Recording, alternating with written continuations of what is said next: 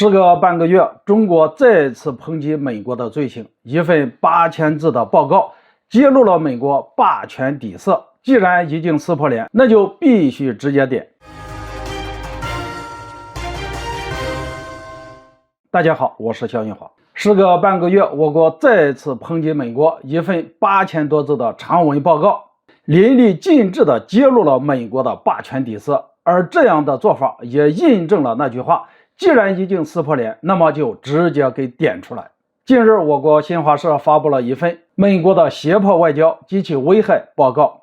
该报告通过大量列举事实和数据，揭露了美国在全球大搞胁迫外交的恶行劣迹，这让世界各国进一步看清美国外交的霸权、霸道、霸凌的本质，以及美国罪恶行径对各国发展、地区稳定、世界和平造成的严重危害。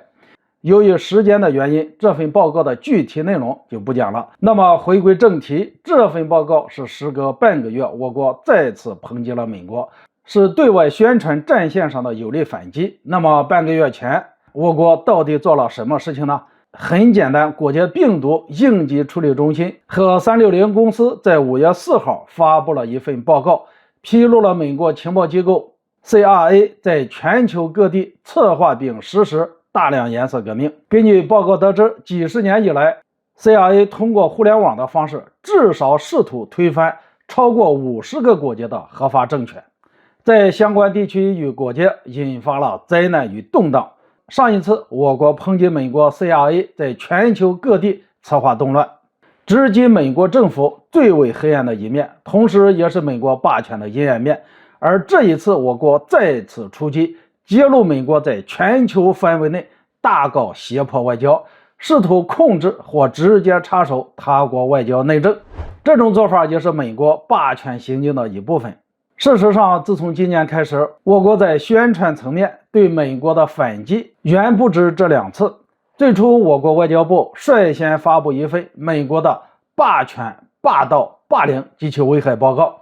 这份报告一经发布，便引发了热议，被外界誉为反霸权檄文，象征着我国吹响了外交反攻的冲锋号。而后没多久，我国国务院继续出击，发布了一份2022年美国侵犯人权报告。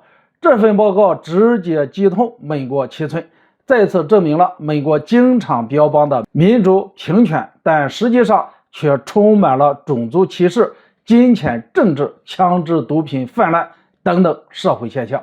这些现象有着大量的事实依据，无论美国政府如何洗涤，都显得苍白无力。短短不到半年时间，我国在外交宣传层面上先后反击美国数次，通过一份又一份的报告，向全世界人民用大量事实和数据说话，揭露了美国在各个领域的霸权罪行以及带来的严重危害。这样的美国堪称全球黑暗源泉，这样的美国不被打倒，天理难容。